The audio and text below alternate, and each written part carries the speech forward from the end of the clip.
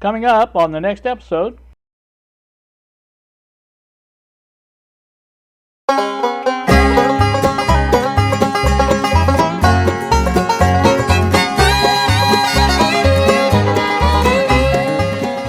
Good Saturday evening to you all, YouTube. It is 7:52 now in the PM. What you are looking at is my extension for the bench. As you guys may recall, in part one of this, I said I was going to be working on the little mini 5283 signal tracer, but this bench is getting to me. I can't take it anymore. It's just too much. And I want to get some of this done and get things straightened out, and that's what I've been working towards here. This is really only lacking a couple of pieces. Got one to go here across. There's two more of these slats that go on across there, and once those are in place, I can put the top on. And once that's done, I do think I am going to run a couple of screws into this top here from that back, on that back piece there, that furring strip. 2 screws on one side, each side there. And I think that'll hold it in place really good. And I don't think it's going to go anywhere anyway, because I've got my little, you can't see it, but underneath here is that brace, that L brace. I put that on there. I do need to put another one on, but I haven't got under the desk yet to do that, but that's not a big deal either. So, like I said, it is even back underneath there, so that's all I really have to worry about. So, but anyway, that's what it's going to look like. Once the top piece goes on, it will be even with this tile here. I've already checked it with the piece I've got laying here, and it is just about perfectly even with that tile. So that will make a good surface for the HP signal generator to sit on. And I think, again, with one here and one here, there's plenty of support there. That 1/4 inch MDF board is really sturdy anyway. It doesn't give much, you know, especially when there's support like that under it. So that's where I'm at. I told Bob I was going to quit for the evening though, because it's getting I'm getting tired for one thing. It's just not the same working like this, and it is you know, sitting in your easy chair playing with Tinkercad.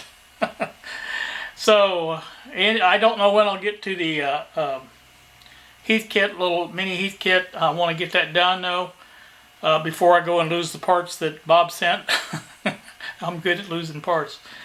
So that's gonna, I just want to start this video, this part 2 out like this, because show you what I have been doing today. I got busy and got online. I'll flash up a picture. For those who don't remember what I came up with on this, how to do this, that's basically 23 inches deep back towards the wall from the front of the desk, workbench, whatever you want to call it. And the other direction goes 24 inches from the end of the desk there to the back furring strip. So it's 24 by 23 space, and that should give me plenty of room for that HP to sit there, and I have some left over, I do believe. So that's the plan on that, and once I get that one done, I have enough of the thick MDF to do the other side. I don't know if I have enough furring strips, but I have enough to do this side, so that's what I'm doing. I was going to put one in behind on that, see if you can see it back there. One up and down, or this way, and just to hold it from moving around that way. But I think once you put the screws into the this desktop here, I believe it's not going to go anywhere then at all. So it just about can't. It's like I said, it's screwed to the what do you call it, underneath here. So you know where it can go. It can't go anywhere. So all right, that's going to do me. I'll bring you back when I have more, probably tomorrow. And if I get the rest of this done and get the top on it, I'll show you what it looks like. Stay tuned for that. It is Sunday afternoon now, 12:42. I have the first one finished. It is very solid on there. Very happy with that. I have six screws holding the top down. I think that'll be enough. Well, I say 6, I meant 9. I got 3 on each each side and then 3 through the middle. So yeah, I think that'll be plenty enough to hold that down, especially with the weight of the HP signal generator on it. It's not going to go anywhere. So that's good. But yeah, it came out really nice. I'm very happy with it. A little bit raised up here. I noticed the, I don't know if it's because this, but you can see that moves a little bit there when I pull up on that desk bench top there. But in the middle, it's a lot closer than it is on this end. But it's not a big deal one way or the other. I might have got these up a little higher on the when I was doing it. I don't know. But it's close enough for me, close enough for the girls I date, as they say. So, like I said, that's a good look at it. Next thing I'm going to do is get the HP signal generator over here, if I can manage it, and get the. I've got 4 stick-on, well, they're computer stick-on feet for it. I'm going to put those on it, and I'm going to sit this where it goes, basically, and let it sit there and adhese those feet to the bottom of it to where they stay. And then once I get it where I want it at, I'll probably make some, well, you know, some devices to hold it up a little bit, you know, like I had it at an angle before, and that will give me what I want here on the end of the bench, at the end of the bench. So that's look at that. I don't know how well you can see it from here, but over there on that far corner, the end cut off, I was sawing it off with the jigsaw, like I always cut everything just about, and it got to that. Of course, that was a 4-foot piece, and when it got to that edge, it just sort of broke off. But it's, you know, it's not that bad. You'll never see it. That's one of the reasons I put it way back there. So. Eventually, I kind of like to paint this gray, kind of to match the tile. It doesn't have to be exactly the same color, obviously, but I just something to do. And maybe paint this front end here, or sides, you know, for the furring strips that go around it, brown to match the rest of the bottom of the desk bench. Yeah, that gives me one heck of a lot more room and gets that HP signal generator over here, 8656B, I think, maybe. Man, I tell you what, that was top of my head. I have no idea if that's correct or not. It's close to that though. So, but yeah, get that up over here and set up, and get another outlet over here. Excuse me, outlet over here as far as one of the ones that I'm gonna have set up on my bench wiring when I get my bench wiring done. For now, it'll be plugged into the power strip, but other than that, get that over here, and I'll plug. I'll do the. I don't know how we can see it. The